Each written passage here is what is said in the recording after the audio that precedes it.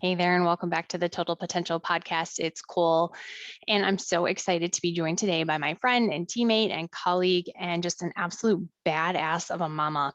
Melanie Sliwka is an author.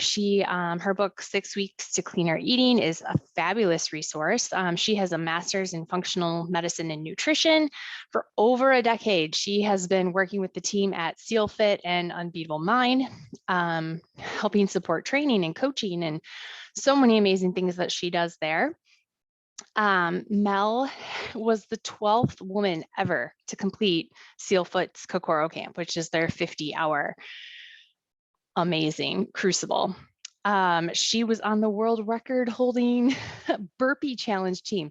This team of 6 individuals did, I think, 36,000 burpees in 24 hours. Like, this woman is incredible. And her interest in health and nutrition, it just continues to grow and evolve. And she is now launching her new kids food fight program for kids and families. I've had the privilege of taking my own family through this program. It is remarkable. It is totally tailored to exactly what kids need to know, what's fun and engaging for them. So I can't wait to just dive into all of it today. Mel, thank you so much for being here with me today. It's my pleasure and my privilege Oh, to be with you and your audience. Thank you so much for allowing me to be here. our pleasure. I cannot wait to dive into this.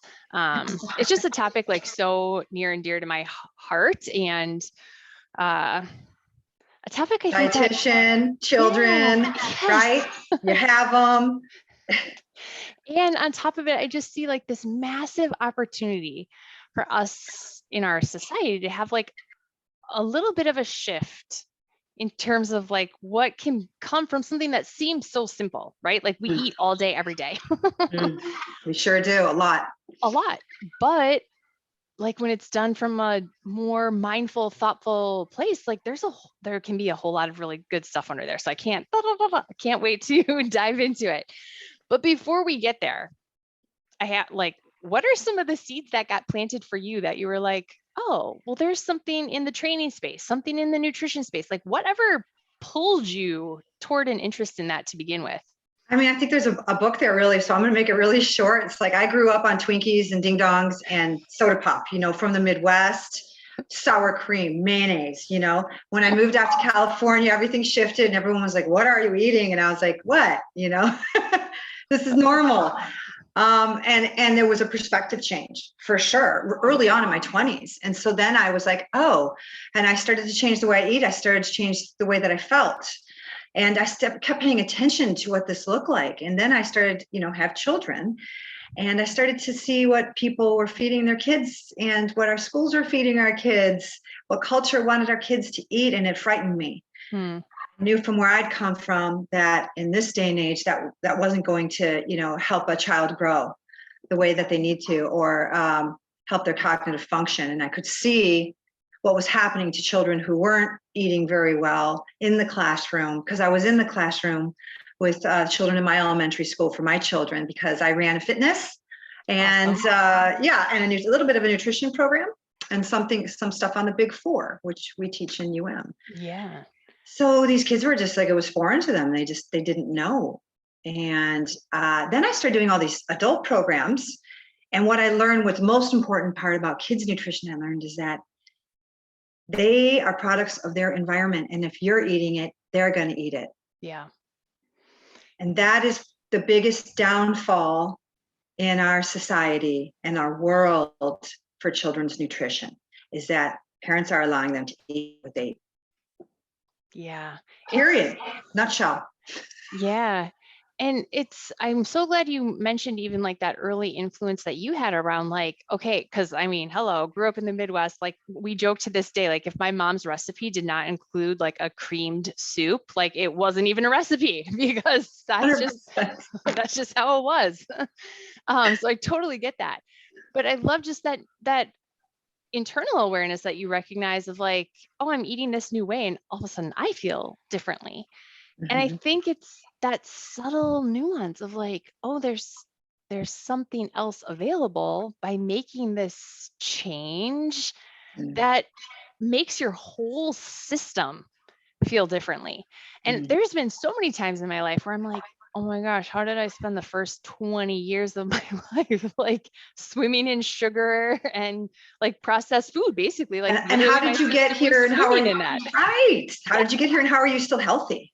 Exactly. It's like almost mind blowing. And so that's the mentality, unfortunately, is that I can look in the mirror and say, hey, I grew up, I did well, you know, I don't drink as much as I did in my 20s. I don't eat the way I did. I'm healthy now. But unfortunately, you know, we're the smaller percentage of the world that ends up that way. And this is where I got to the children's program, was that statistically speaking, children of parents who are obese will become obese. Like, I Yeah. think the percentage is like 89% or something crazy. What are some of those things that stand out to you? Like, okay, so that environmental factor of like, you're going to do what you see. So obesity is one thing. What are some of the other things you see happening that are kind of, like those flashing red lights in our children in our society that it's like, it's time to do something? Well, 1/3 of all adults in the world are diabetic or pre-diabetic, obese, overweight. 1/3 of the entire world. And so how you say, how does this happen? I've been to Bali, I've been to all parts of Mexico, I've been to impoverished areas of the world. And guess what they have? They have soda and they have sugar and they have fat, processed fat foods, right? Yeah. And so it's just shipped in and it's cheap and provides a caloric intake, right? And it makes them very sick. It's making people very, very sick. We look at the South. So this came through my studies, and we started doing research on the South. Why are so many people in, Southwest America overweight? So this is a whole nother point. How would they cook the food? So the way the food is prepared, actually barbecue, high heat, and sugar-coated cooking is just absolutely terrible for your vessels. It's terrible for, your gut lining, everything. And so this is part of that loop as well that creates that obesity. So we've got fried food, we've got sugar food, right? And these things are, vast. Everyone in every corner of the earth has access to these foods now, and not by mistake. I know. And I wish, okay, can we dive into this a little bit? Because I think there's so much subconscious input from like the time you can listen to the radio or watch TV or scroll on like whatever. From the moment you can have access to those types of inputs, the inputs are constant of pursue these foods and get the pleasure. And like the messaging is so messed up. I'd love to hear, like, from your perspective. The marketing, the box, right? The way they package, the packaging, everything is dominating our small children who are mentally, right, immature. It's just playing into every part of a child that wants to eat those foods. If you go look at all the cookies on the shelf and you go look at all the chips on the shelf, they have bright colored packaging, right? All the cereals, that's like watching a cartoon walking down that aisle, right? How could you possibly stop your child from wanting that? You can't. You literally can't. And then not to mention, all of the devices that are in their hands all the time with all of the marketing and all of their friends, right? And then, like I said, culturally, where people live, you go to an inner city grocery store, the 7-Eleven, is where most people are able to shop in an urban environment in America and around the world. And what do you see in there? There's a couple bananas, there's some rotting fruit. I'm serious, it's I crazy. know you are 100%. It's banana. And then the sugar, it's pop, it's soda, it's all junk food. And it made me sad. It makes me, it disturbed me on a level that's beyond everything that I am and everything that I ever thought I would ever be. Sure. Because my purpose became dominated by a passion to just help kids in some microscopic, small way understand and empower themselves. Yeah. And, the thing that I hope people realize as they, maybe connect the dots on like, yeah, you go into certain environments and those are the only foods that are available, or you go to certain regions of the world or the US and that is what is. Like there aren't tons of other choices. And yes, okay, does that impact obesity and metabolism and those kinds of things? For sure. But oh my gosh, like the mental health aspects and Yeah. the gut health, immune system aspects, and it's ADD, never right? ending. Depression, ADD, right? So ADD is linked to all these foods, the coloring, the toxins. It's not even the fact that it's sugar. I mean, the toxins built in, the preservatives built into these foods. The list is so long. And here's the other part of it, Cole, that's really, really important to understand is that, it doesn't show up right away. Right. The health effects don't show up right away in a kid. That kid's going to eat sugary cereal and it's going to go run around the park and play and have a great time. They're going to come back when they're hungry again. They're going to eat another sugary treat and go and have a great life. There is nothing to tell that child. There's no indicator in their body to tell that child that this is counterintuitive to their health. Nothing. Right. Right. So they don't learn that. The Don't arc get of feedback. it is so long, right? There's, yeah, 100%. Okay, so we see and know that these things are happening, and now the question becomes like, what do we do about it, right? So what does that look like from your perspective? I mean, you've authored a book on clean eating and have supported, I know, so many people through their training programs and the things matching their nutrition so that they can meet those physical goals. Like you are in this space all the time. So how do you support this sort of unfolding evolution and like specific to families? Because I think that dynamic, it's one thing for a parent to be like, I'm going to change my diet so that I can run a marathon or, whatever their goal is. But that leaves behind, the other remaining people living in their house often. Like I've seen that so many times. So often. Yes. And it's not the mom's fault or the dad's fault that decide to do this. They're trying to lead by example, which is one of the best things that you can do. Yes. However, children are immature and they're not going to listen to that. They're going to listen to what turns on their juices. What lights up their receptors. Yeah. Absolutely. Lights up their receptors, right? Creates that dopamine rush. So it does not matter what mom says. In fact, it's almost counterintuitive to be a parent in that arena, trying to tell your kid not to eat that food. I've seen it. It can go horribly bad. You've seen it. Yeah. I've also seen it go really, really bad when families are so restrictive to the point that like things are absolutely completely not allowed. I've seen that go really far in the other direction too, right? Because it's almost like, here's the thing you can't have, right? And the classic kid move of like, oh, well, then that's the thing I want, right? And so it's like there is kind of this delicate balance of like the language that you use around food and how do we interact with food and create memories with food and like all these other things. So when you were first talking about, what kind of fires you up to do this work, you use the word empower. And I love that. So how does the work you're doing now empower the family and the child? Because that's really a cool part of the work that you're doing now. So, well, the program specifically that I created for Kids Food Fight, empowers children by helping them to decide what the meal looks like. So they get to go to the grocery store and make those bold choices. They get to choose, which protein it is that they want to eat, how they want it prepared. They get to experiment with new fruits and vegetables, new foods, right? Excuse me. And so that's one way to empower. But the other way that is from the parents, right? That empowering of a child is how we help them to control their lives.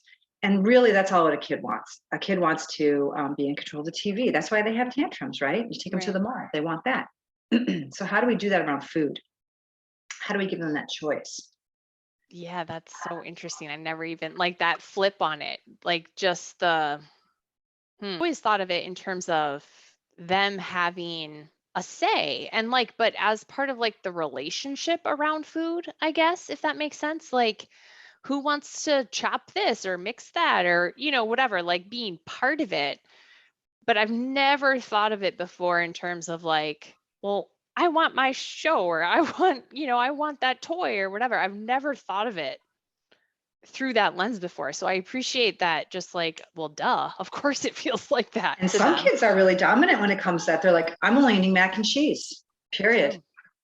I've seen it. I've seen families. And my answer for that is, if you don't have it in the house, they can't eat it. So this is like a number one takeaway for this call is, and this is about you parents. If you parents listening to this love Doritos, get a small bag and eat it in your car away from your children. And I know that sounds really deceitful, but you have to remember that their little immature minds can't make choices like that. So they will tantrum over things like that. Your children will fight over cookies in the house, right? If you bring a cereal into your house, like, Lucky Charms or something, that's going to be gone in a day because they have no way to regulate, right? Right. So it's just natural. You can't be mad at them. So what I like to do, second takeaway is, I don't limit foods to my children when we're out. If they want to get a soda while we're eating, which I don't think either one of them ever had a Coca-Cola. My daughter's in volleyball now. She's trying to do these Red Bulls and stuff. So she's like 15 and I'm like, well, I got to let her fly. She'll learn on her own. But my son, he's never had any of that. And so it's just because when we go to out to eat, they're going to get like a lemonade or a Sprite or something. I try to keep them away from the caffeine in general because kids are hyper and they already have enough sugar. Why sugar and caffeine? Why? Right. Why? Don't do that to yourself, parents. Don't do that to yourself. And so, it's always been pretty clean for them at home. I barely do juice, guys. And I like to bring this up when I talk about soda. Another takeaway, juice is worse. Go ahead. Look at that agave juice in the refrigerator. Look at that horchata. Look at whatever you have in those jugs. It has more sugar than your sodas. Chock full. Yeah. Chock full, added sugar. Right. So those, give your child the whole fruit. If you have to give them juice, you got to water it down. So you come home, open it, pour a glass half and half. Okay. But if you can get away from juice, I recommend it. Yeah. Yeah. It's like something that, stood out from my own family's experience going through the kids food fight program was, I think it was like the first time. I mean, I'm a dietitian. Like our house is, and I worked in pediatrics. Like it would be a real stretch for us, right? So like be eating my Midwestern diet that I grew up on because that would just not make any sense. But something I didn't realize how some of those food choices that I've just sort of like inherently made in our house, how our kids had like no perspective on like why or why do you make that? They just had no clue. Yeah. But through your program, they're like, oh my gosh, juice has that much sugar? Or like they were like, choo, mind blown here, mind blown there, because they were just like, oh my gosh, I know you don't buy us Lucky Charms, but I never thought anything about why. And my kids are a little bit older, right? Like our youngest is 9. So she's, they're past some of that just like reactionary kind of eating that younger kids can have. But they had no idea. It's just so fascinating that just something as simple as like, hey guys, we're gonna, try to make a smart choice here and half water, half juice. Like that's a pretty easy thing to do if you feel like that still needs to be part of your life. So I loved that about your program, that it was still, these highlight points of like, it did give my kids the permission to make the choice for themselves, not just because mom said, right? Yeah. That's right. And then they inform each other because kids want to be wise. They want to be leaders. They want to help each other out. So while they're out with their other friends, it's like, you want a Twinkie and they're like, no, I'm good. And that thing's got processed, oil in it. Like that's got some really horrible oil, trans fats in it. They're like, what's a trans fat? But that's part of the program too, is that as part of the education as you went through, is that we let kids know what macronutrients are. Those are the building blocks, including sugar, of our bodies. And that all micronutrients are, not created equal. For instance, protein is super important to children right now. And actually kids don't really love to eat protein. Right.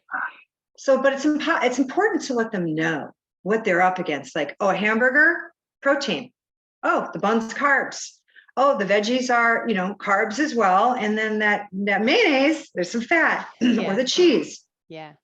And so they get to see that what they're eating is actually fueling their body and how. So the program guides, the parents and the kids along really simply through that process. I don't think they get that anywhere. They don't. I can say that for sure. I mean, right? Like even in our schools, I was just talking, so the woman that owns the studio where I teach yoga at, her son is in a freshman. Yeah, he's doing over the summer a freshman health class. And the health teacher's reference to making healthy food choices, the two examples she gave were Subway and McDonald's, and how to make choices at these places. And I'm like, this is health class for a 14 or 15-year-old? Like, it's scary what really the information that they're exposed to is and from what sources and all of those things. So I love that it's just like these simple, like the way you guys share it, it's just simple and tangible, and they're like can lay eyes on it without it being this really complex, hard to follow thing, because nutrition can feel like that sometimes. It Like sometimes the can. more is like And very boring complex. to kids. They're bored. They're like, I don't want to look at that. Like, Right. oh, well, there's a cartoon character of a cheeseburger and there's a cartoon character of a carrot guy. Oh, no, okay, I can watch that. I can look at that. So we tried to integrate that, some cartoons, comic book feel for the kids. Yeah. So they could follow a journey of two kids that aren't necessarily eating very well and how it affects their performance. Although, as like we said, kids actually really don't have repercussions from their food very quickly. But Cole, nowadays, because of the sedentary lifestyle, the kids are getting obese. And so if you look around, kids are gaining more weight than they should. They're taking in more calories. They're sitting around more. The COVID started this whole curve because nobody could go out. Nobody could go to their sports teams. Everyone got used to doing this behind a computer. And so it's scary. And this has all propelled this program. Yeah. I'm excited that this podcast is brought to you by mkforhealth.com. Have you been looking for a powerful antioxidant to help support your immune health? Hello, of course we have. Look no further. mkforhealth.com offers an amazing product called Nutrimetrics Opc3. This product is an isotonic capable food supplement chock full of powerhouse antioxidants. Ingredients like citrus extract bioflavonoids, bilberry, grapeseed, red wine, and pine bark extracts, all incredible antioxidants. Then you have the OPCs. The oligomeric proanthocyanidins are bioflavonoids found in fruits, vegetables, and certain tree barks that have exceptional benefit to the human body. Studies have shown that these OPCs are up to 20 times more powerful than vitamin C and 50 times more powerful than vitamin E in neutralizing free radicals. Hello, sign me up for that. Nutrimetrics OPC3 also contains the only isotonic form of pygaginol in the world. Number 1, remember, isotonic, readily absorbed. Number 2, pygaginol, my new favorite word, is a natural plant extract from the bark of a French maritime pine tree, and it is the most clinically researched and potent bioflavonoid found. If you're ready to support your immune health and modulate inflammation in your system, all with incredible powerhouse antioxidants, natural extracts, and ingredients, this is your product. Go to www.mkforhealth.com to purchase your Nutrimetrics OPC3 today. That's www.mk4health.com.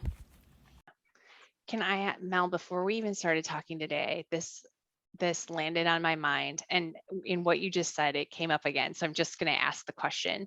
So one thing that I have found very interesting coming from like the nutrition side of the world right now is that there's this huge push for body acceptance, which I totally get. Like, why are we massively critiquing our bodies? And why is there only one model of what it is to be like the right size and all? Like, I really get that.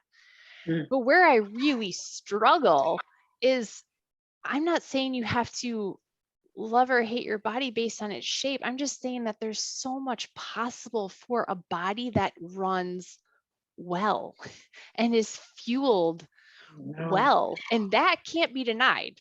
Like, that's the part where I just like, so I'd be so interested to know your take on sort of this conflict of body acceptance, but still being well and using nutrition to your advantage. Well, that's a very important point. And you brought that up earlier about going from, the extreme to the other extreme, right? Orthorexia is what they call it now. And someone's like, I can't eat that because it's not going to be like perfect for my body. Right. And so we have to be really careful, particularly with children, because they also don't understand when you say you're overweight to your child. They think fat, they see pictures, they think, and then we get into eating disorders, particularly with girls, but guys have it now too, especially with social media and what people post and how they want to look. So, so image is so important to children, and we never talk about that in the program. We don't talk about that, and actually, we don't shame any foods in the program. And I don't ever shame foods on my kids either. I just don't bring it in my house. Sure. Yeah. But if they eat it while they're out, and I think you're right. Like, we have to make sure our children are healthy. And if you're an adult and you're overweight, okay, we have to remember what overweight is. It's belly fat. So if your belly sticks out and your waist is not in proportion to your hips and your chest, this is obesity, and this is a marker of cardiovascular disease. This is a marker of, potential diabetes and various other diseases, cancer, right? And so this is a dysfunction. You are an illness. If your waist is big, if your belly is big, that is the one dimension that you can count on. You got a big booty, you got big legs, good for you. You got a little tiny waist, you get out there. You know what I mean? And so can you run a marathon? I don't know. That's a whole nother side of the coin, is getting people moving. Yeah. Right. But abs really are built in the kitchen for sure. I love that. And so if we want to move, we want to do these things in conjunction. The program does support both of these things for kids. They get rewarded in a point system if they get out and kick the ball, or go ride a bike or walk the dog. There's all these kinds of reward systems to help them do that. And so that's the way that kids love to learn, is they love to get something with it. So do we. We go to work all day, we want to get something, right? Right. So that reward basis never goes away. People are always afraid of that.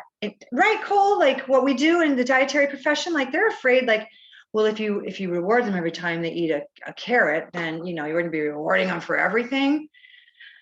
Well, and it depends on what the reward is. That, our kids are so, especially young kids, are so sensitive to language. Like a reward for a young child can be something as simple as, hey, that was so fun to see you like really enjoy that carrot.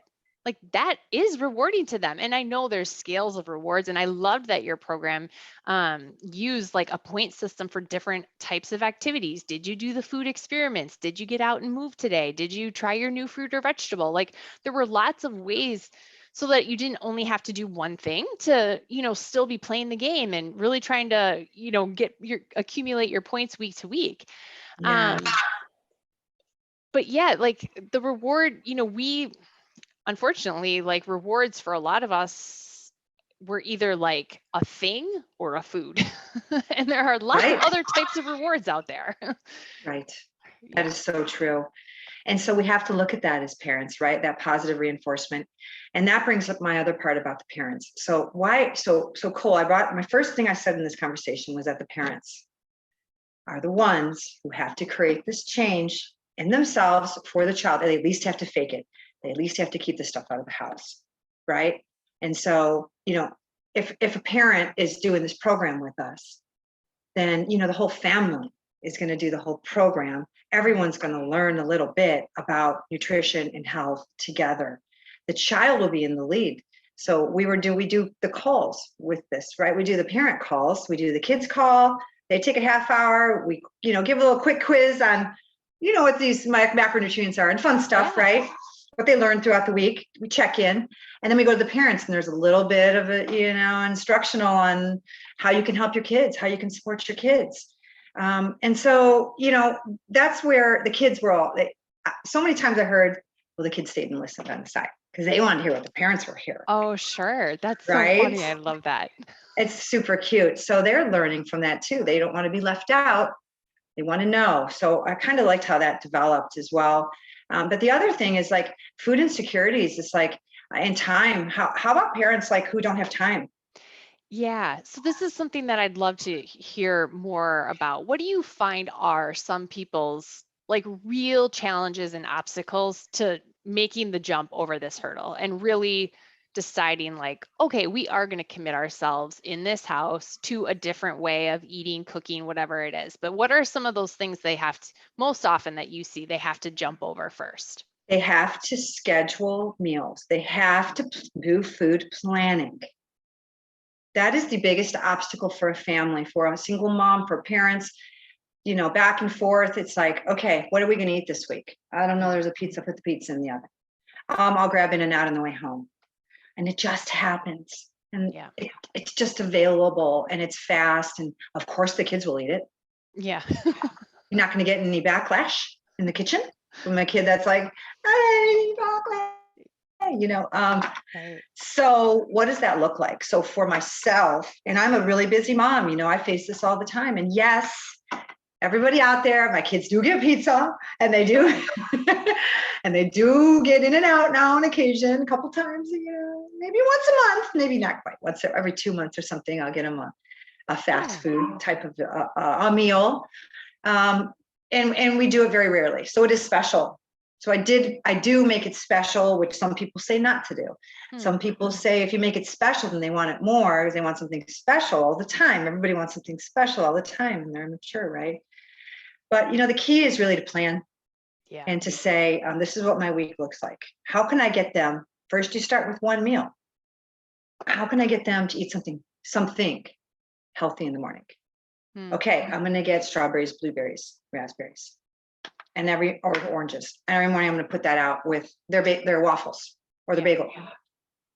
So, and now we're talking waffles and bagels. For me and you, that is not okay. Only on the special occasion, those things are processed. Like, there's a lot of gunk in there. We could do better. We can do better. Sure. But kids, that's perfectly fine for a child who's growing. Have a wholesome bagel, right? And I love that that step one isn't that it has to be a complete change or a complete reversal of everything you've ever known so that you can do better. It's just, hey, do what you're doing. If you have juice, cut it in half. If you want a bagel in the morning, serve some fruit with it. Like, it's so simple rather than like, oh, guess what? Our whole eating lifestyle is going to change tomorrow. It's going to be very exciting. You're bad. You're so bad. You're eating so bad. That's not how we change, No. And so that's actually the key that's how I created the whole Kids Food Fight program. It was not about eliminating, which is what I do with the adults. Every time I take an adult through a nutritional program, we eliminate. We eliminate foods, we take them out and we figure out the relationship people have with these foods.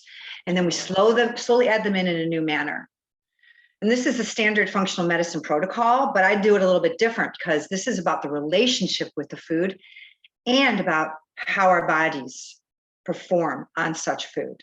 Yeah. So people eliminate gluten, for instance, a lot of times they have mental clarity, they have less bloating, less gas, and they're like, oh, maybe I was sensitive. I just was dealing with that for 30 years. Right.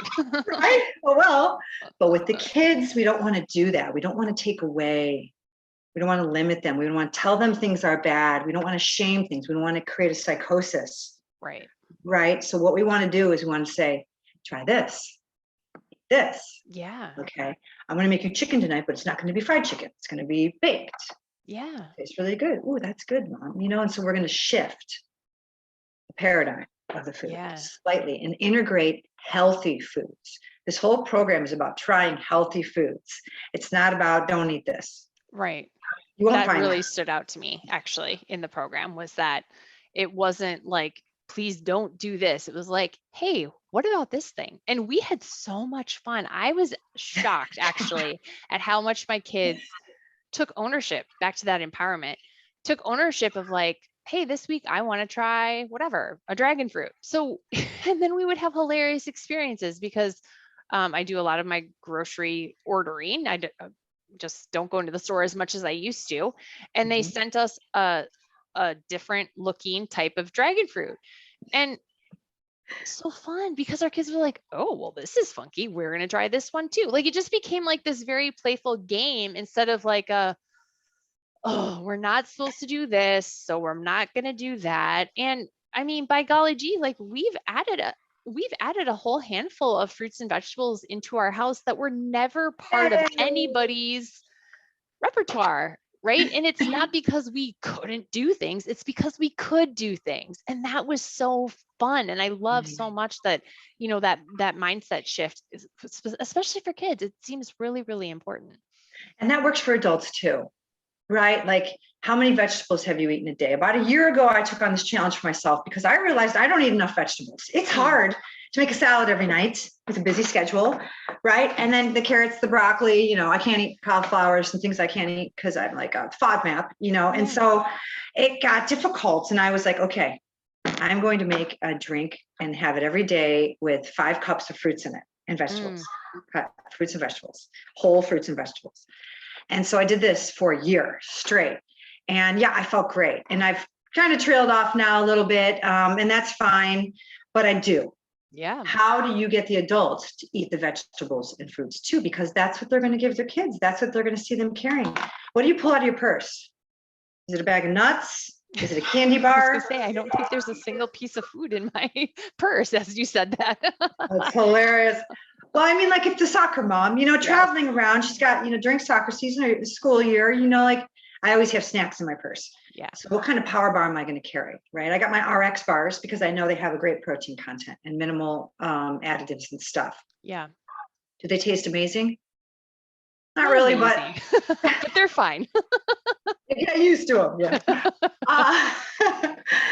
And then for the kids, I'll do like a granola bar, like a hearty, healthy granola bar, and then I have oranges, cuties in my purse. I just ate one today. It was a little past its date. But there's always something to like get in it, to grab that is healthy, that's going to satiate me until I get to my next meal. So first, with the parents, add something in that breakfast. The lunch, harder to handle because they have to go to school.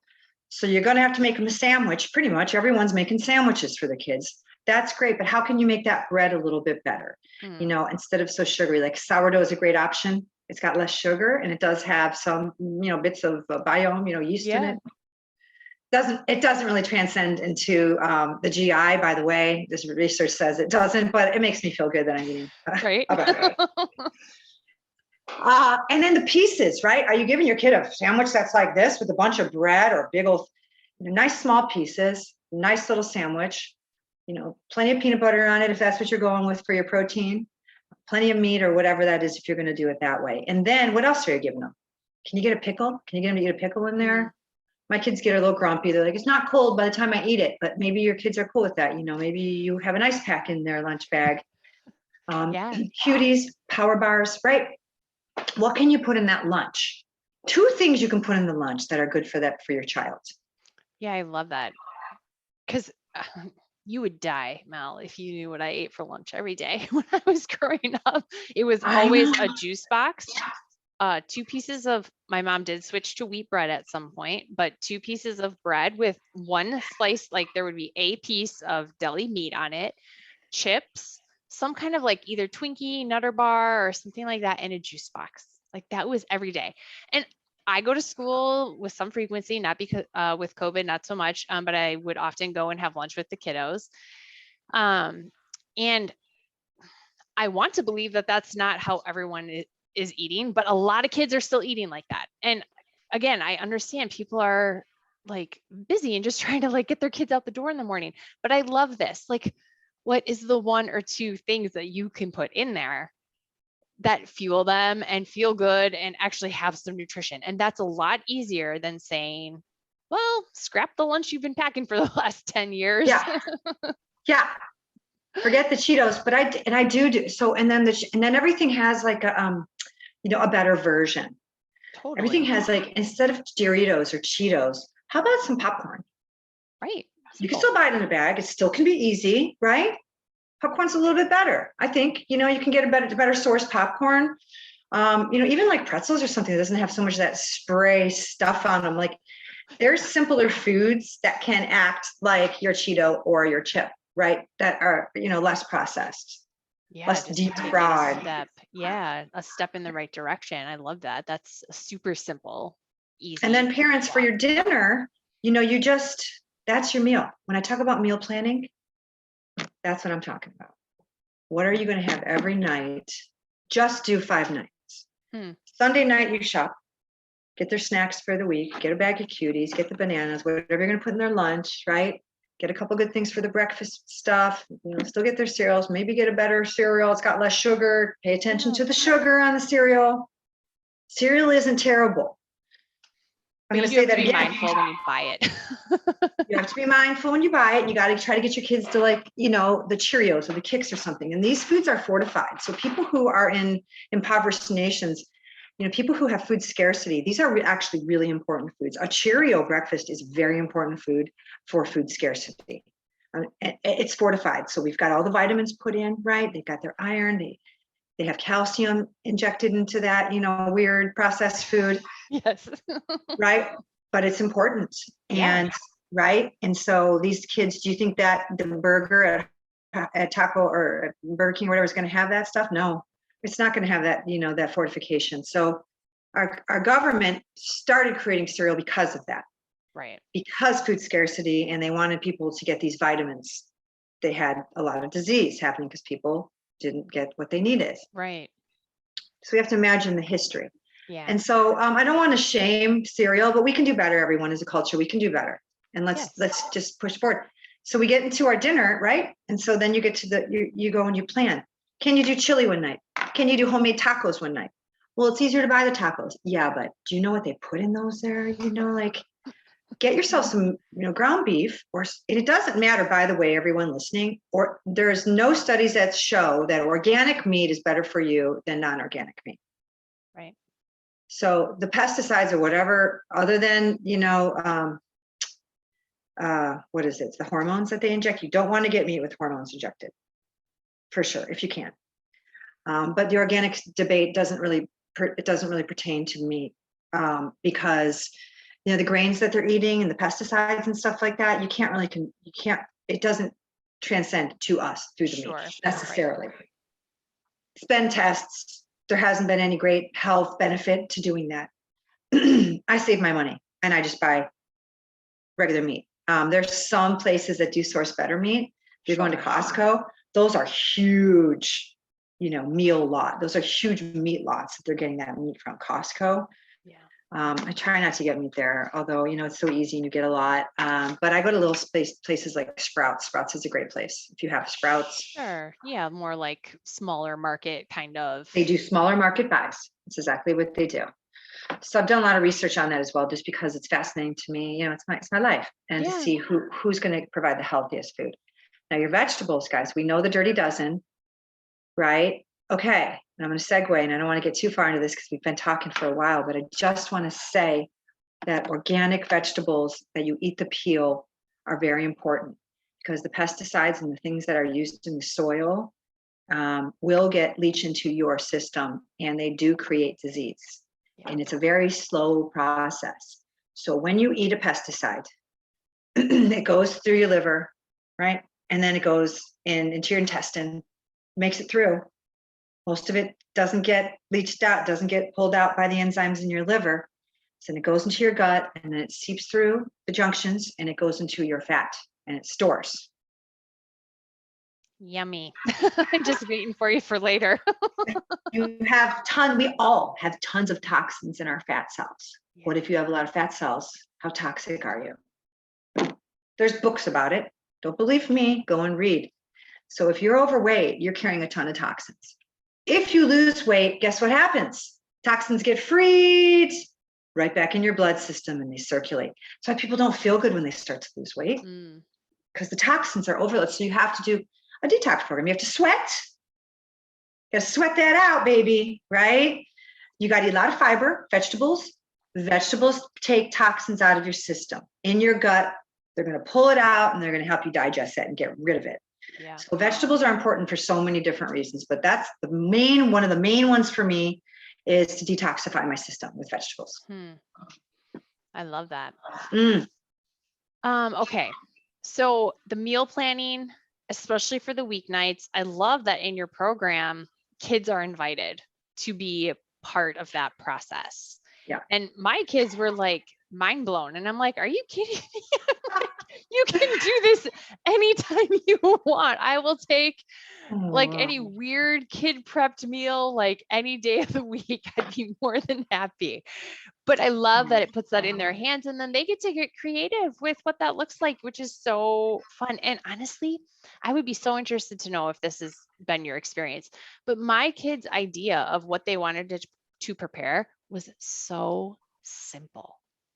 I was like, wow, why don't like maybe I could start thinking a little more simply like that. That would be really useful to me. yeah, why am I complicating things here? Right. No, true. Yeah. What did you find were some of kind of like the bigger, light bulb moments as families made some changes, as their kids felt more empowered and part of the process? Like what kind of surprises showed up along the way? I think one of the bigger ones, one of my favorite parts about the program is that a lot of the kids are walking around going, that's not on Kids Food Fight. Like, Hmm. when we have dinner, if I'm like, if I pull out, mac and cheese or something, I put it on the plate, they're like, Mom, that's not Kids Food Fight. I'm like, very good. You go ahead and eat it. It's fine. The 80-20 rule is also another huge takeaway. So like I said earlier, and like we've been talking about this whole time, it's like you don't limit foods. You don't say you can't have that. You say, when we go to the grocery store, one of the things I say is, you get to pick out one thing, free for all, whatever you want. Here's the other trick to that. And not everybody can do this, right? But I say it's got to be like under $5 or something. I'm not gonna lie. Sure. Wagyu, like steak food. Sorry, kid. But you get X amount of money, anything you want. And so sometimes they come back with a bag of gummy worms, or whatever. But typically I'm at like a Sprouts. So I'm not like at a Vons or a Superstore when I do that. So though it limits them to like how bad the food's actually going to be. But then I'm like, go get yourself something great. Like go get yourself a good food. Go get yourself a bag of fruit, whatever you want. And so there's both sides of the coin. Yeah. Yeah. And then that 80-20, like it's so important to just allow things. If I'm on road trips, then we stop in the 7-Eleven or whatever, the gas station, and go ahead, get a snack. Yeah. There's never a hard no. It's just that we limit that. And we look at it a little bit different. I don't have it in the house. Yes, you can eat it at your friends. Don't care. Sometimes they go to one friend's house because their parents have a free for all. I'm serious. I believe you fully. It's like, oh, their parents shop at Costco all the time with all that food.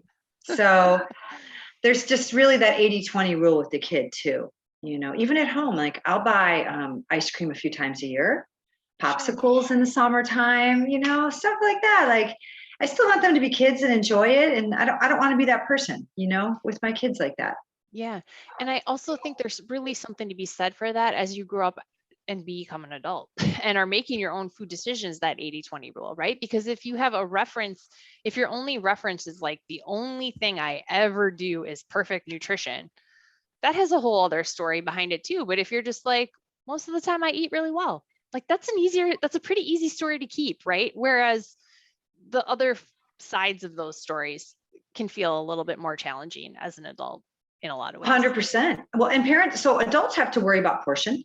They have to worry about nutrients because our systems, right, our caloric acid becomes weaker as we get older. So we don't take in nutrients like we used to. We have to think about weight. We have to think about portion. We have to think about, toxins. There's like a whole plethora as adults in our culture, in our world, with the air quality, the water quality. That's why there's so much autoimmune disease, they think, is because we have so many toxins built up. We're exposed to so many toxins all the time that our cells start to fight each other, fight itself. So we have to be aware of this through kids, right? And we have to start with ourselves. And so, yeah.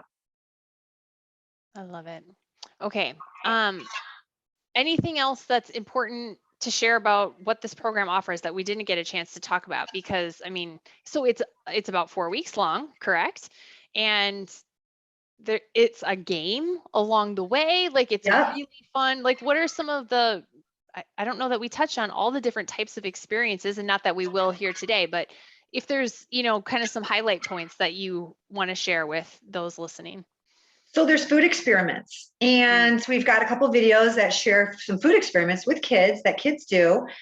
And then they do these on Friday, and they're fun. They're just so kooky, little silly little experiments that your child will do. And all the kids love that. There's a weekly meeting where you get to see the other kids and come on board and talk a little bit about what you did that week and how that looked for you. There's a recipe contest each week. So each week is divided by like revamping a meal.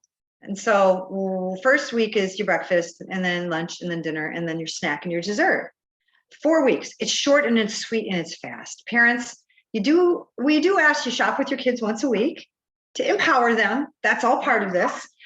And so that's probably the biggest effort the parent has to make, other than if your child's, 4 to 6, which is totally appropriate. They may need to help cooking. Yeah, a little support in the which is fun anyway, though, right? I'm always like on that get the kids in the kitchen bandwagon. I know it. There's so much goodness that's available in that. So I love that kind of is inherently part of it. That you time together. Yeah. That's some of the research that I've looked at, Cole, is that some of the most successful sort of weight reduction programs for kids who are obese take place at the dinner table with the family involved. Kids respond when you're involved. They're taking your lead on everything. So it starts with us first and foremost. But the kids love this. It's short. It's got comics. It's, engaging. Like you said, not high pressure. It's, really inexpensive. We charge $39 for a 4-week course. And kids come back and do it again. It's something that you revisit. And this is something with my adult programs I do as well. The clean eating, the elimination diet. You kind of clean out your system for 6 weeks. It's much, much more difficult than this. Much more difficult. And then, you do that twice a year and kind of reset yourself if you've gone off the bandwagon and start drinking too much wine and eating too much cake. So it just reminds us, right? It gets us, brings that awareness. And with the kids, it's the same thing. So you do it twice a year with your family, revamp, bring those vegetables back in the fold, have some fun, and bring your entire, group. We've had a whole Girl Scout group do it. Oh, fun. Right. And so it's a team event. You can do this by yourself too. You don't need me to lead it. So we could open the program, open the videos to you, and you can lead your small crew through it. So if you had a group of kids you're working with for some reason and you want to lead them, that's available as well. Our next challenge. So we just want to make it for everyone to be able to use this and make a very small difference in how our kids are eating on the positive side. Yes. Oh, and help us all. Because it really does help us all. Oh my goodness. Yeah. Okay. So the next challenge starts in October. Yes. October 1st. Awesome. Okay. And website is www.kidsfoodfight.com.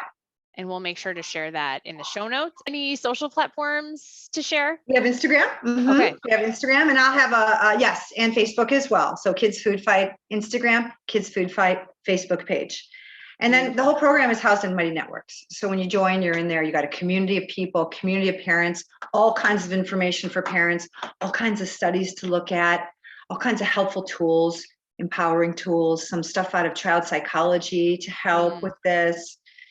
All kinds of things just to wrap your head around and get perspective on what's happening for our kids and ourselves in this culture. Yeah, absolutely.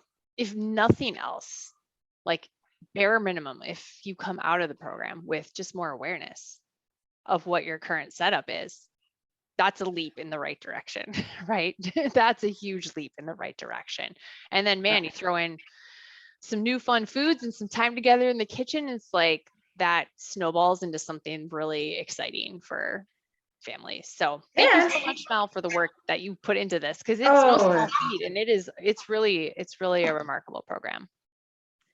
Thank you so much for having me on and letting me share this with everybody, your audience and your community. And I appreciate that. And the world at large. Yeah, hopefully it helps. Pleasure. Glad to have you. Yeah. And we'll share everything in the show notes. We thank everyone for listening today. And we'll catch you guys next time.